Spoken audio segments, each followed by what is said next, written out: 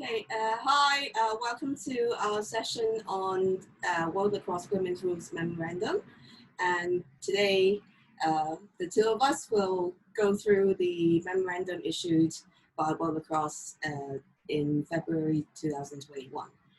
So, my name is Joyce Tai. I'm the UIC Umpire-in-Chief of Hong Kong Lacrosse.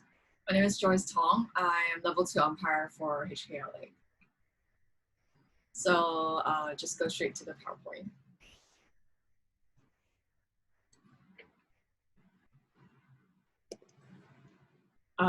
Quick background for the memorandum.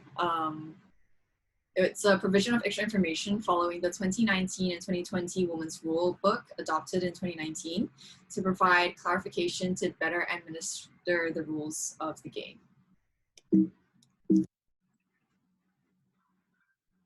So the first clarification is on field markings. So what used to be like the fan area, the 15-meter fan, is no longer the field markings on the full field 10v10 women's lacrosse field. So anywhere in the rule book that refers to the field, what used to be the 15-meter field marking area is now understood as the 4 meters beyond the 11 meters advantage flag area. So throughout the rule book, that's how it should be interpreted. And there's also a clarification on the field size. So teams may play on smaller field with goal lines 67.4 meters to 80 meters apart. So depending on the field size available, the distance between goals can be shorter than 80 meters, but no less than 67.4 meters apart. Yeah. Going on to Rule 11, duration of play. As per free movement, previously when possession timeout is called, players need to leave their crosses on the field. Now this is not necessary. Players can exit the field with their crosses with them, but the play must resume at the spot of the ball when the timeout was called, and the player who was in possession of the ball when the timeout was called must resume play with the ball. So this is the guidelines as per resuming the game after a possession timeout. So this is because we used to have players stand after a whistle. So with free movement allowed, now it's unnecessary for players to leave their crosses on the field. So next is just a small clarification. There's no rule changed. It's just to clarify when, at which point the player wanting to enter the field can do so. So just highlight that as soon as the on-field player steps off the field with both feet directly in front of the team substitution area, but not necessarily into the area, the substituting player can enter the field. So meaning that the player coming off the field, as soon as her feet are above, both feet are above the substitution area, the next player can go on. So she doesn't necessarily have to step both feet into the area. So this is just to clarify, as the player is maybe running out for the substitution, she might only have 1 foot into the area and then she will step off. So this is just a clarification, not a rule change. Going on to Rule 13, start and restart of the game. As per self-start, if an umpire has to reset the free position, the umpire's whistle will restart play. This is now removed from the rule book.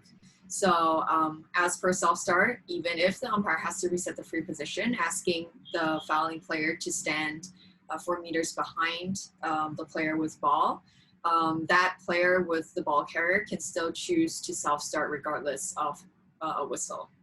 Second is a clarification for false start.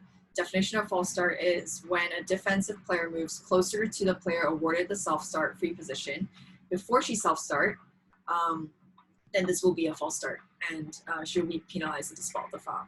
So any movement you see as a defensive player trying to inch forward closer to the player with a self-start position and not directly going to the free position 4 meters away or where she's supposed to be, then that can be interpreted as a false start.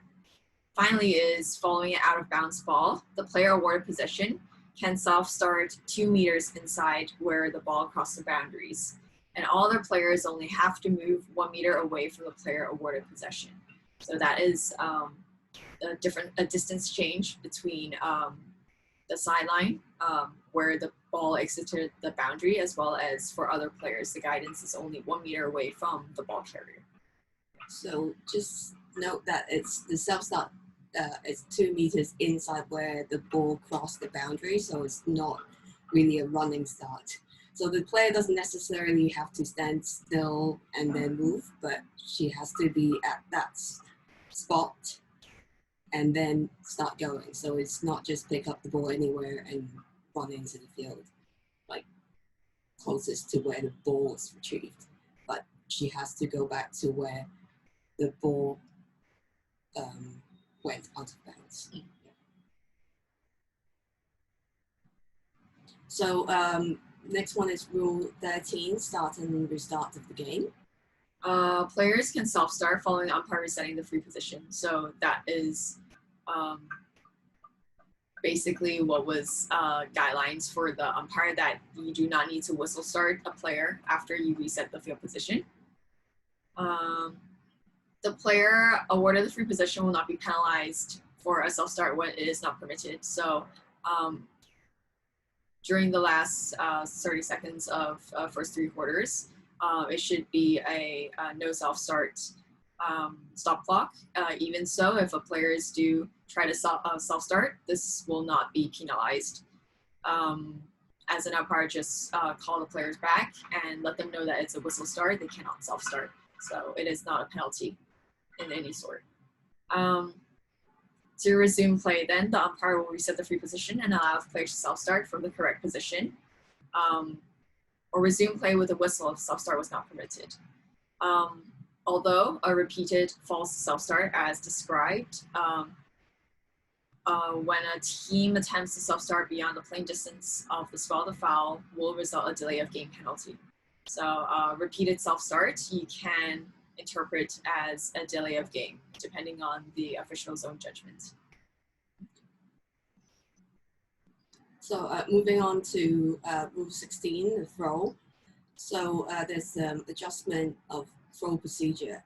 So when the ball goes into the goal after contact with a non-player, including an umpire, the 2 nearest opponents will be awarded a throw on the goal line extension at least 4 meters from the 11-meter advantage flag area. So basically this is because there's no 15-meter field marking anymore. So the wording now refers to the distance between, of 4 meters beyond the 11-meter advantage flag area. So some cross-references need to be changed. So it's just, this is just similar to what we started off with the deletion of the 15-meter marking. So again, following ball going out of bounds from a draw, players positioned below goal side of the restraining line must not cross the restraining line as possession has not been determined. So this is just a clarification on when to administrate the throw. Going on to conduct of play, as per removal of the 15-meter field marking. When the attack commits any major or minor foul during a raised advantage flag or scoring play, the fouls will be treated as equivalent or offsetting fouls. A throw will be taken level with the goal line extended at the 4 meter beyond the 11-meter mark on the goal line extended. So this again is clarification of the position in which the throw should be administered, instead of now it will be the point at a point 4 meters beyond the 11-meter mark on the goal line extended. So goal circle rule and penalties. So defensive players within sticks length actively marking an opponent without the ball may move through the goal circle for 3 seconds when the team is not in possession of the ball. This is now removed from the rulebook. Okay. To replace this, the defensive player may move through the goal circle. So it's no longer a time limit on it. It usually means that the player marking another player can cut through the circle rather than staying inside the circle for 3 seconds. Because moving through like 3 seconds is quite a long time to be moving through a good cycle. So this is what has been clarified. And the next one is the goalkeeper straddles the goal circle line to pick up the ground ball and steps back into the goal circle. To resume play, the goalkeeper remains at the spot of the foul, which is inside the goal circle, and the attack is awarded a free position on the 11-meter mark on the goal line extended. So this straddling the goal circle line, meaning 1 foot in and 1 foot out. So if the goalkeeper picks up the ball straddling the goal circle, she needs to move out of the goal circle. Otherwise, with stepping back in, she's now violating a goal circle rule. So this is just a description on how to restart the play with that foul. Going on, talking about the goal circle and how defenders can run through. Defenders in their defensive end can run through any portion of the goal, multi-directional or unilateral, meaning that you can be running a certain way, then stop and go the other way as long as you continue that movement, provided that you are either marking the attack player with the ball, even if they're not marking attack player with the ball, or they're not marking any attack player. Defenders can run through the defensive end through any portion of the goal circle. It is to clarify though that if you are marking an attack player and they stop at the edge of the goal crease, you as a defender must step out of it and may only step back into the goal crease when your attacker begins to move again. So that's just a clarification of when and the defender can cut through the crease, and under no circumstance can a defender remain or stand inside the goal circle.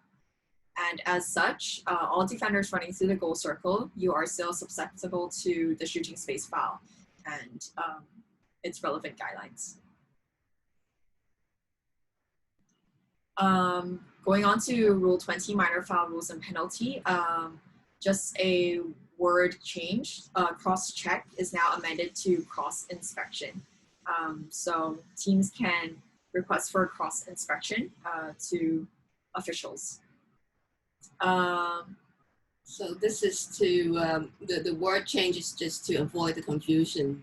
The word check in lacrosse usually means tackle. So this is just to make the wording clearer for everyone to understand. Another guidance for the minor foul rule penalty is the placement for any minor fouls below the goal line extended will be at the dot. So at the dot field marking. So in line with free movement, when the goalie exits her goal circle and has not committed a foul, she can now return to her goal circle. So the free movement applies to the goalies, to all players. So this is, she can now move back into the goal circle. And with the removal of the hanging hash, because together with the 15-meter mark, the hanging hash is also have also been removed. So the major foul free position can either be the first hash inside the 11-meter or the 11-meter mark on the goal line extended. So depending on the location of the foul, so inside that pie area. So, and then also depending on the ball carrier's momentum of the scoring play. So it's just where we would have set up the foul at the hanging hash. Now we need to determine whether the play is maybe like driving from behind goal to the center, to the 11 area. I got it. Or this is typical of any Zoom session, a cat must intrude. Okay, and She's not getting enough attention. Let's continue. Sorry, let's continue. So that will be where we set up the, depending on the momentum and the location of the foul, we will set up the penalty shot in those, either goal line extended at the 11-meter mark or the first inside hash. Finally, is the definition of the penalty lane in Rule 24 definitions. So as you can see in the diagram, it's to illustrate the penalty lane, especially in relation to the pie, now that there is no hanging hash mark. So if the player is standing in the position, how do you describe that?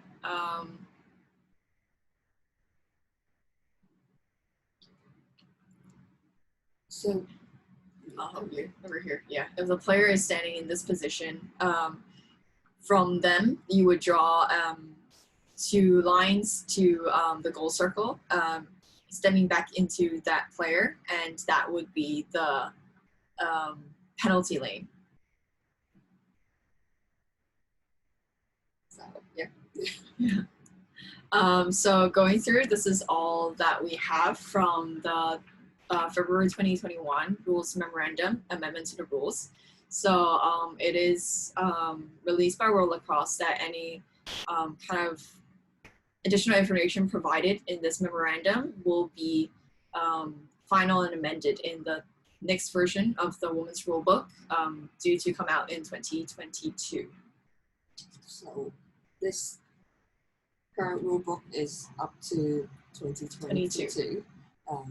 2020 to 2022. So the new set of rules will be incorporated into our new set of rules. Yeah.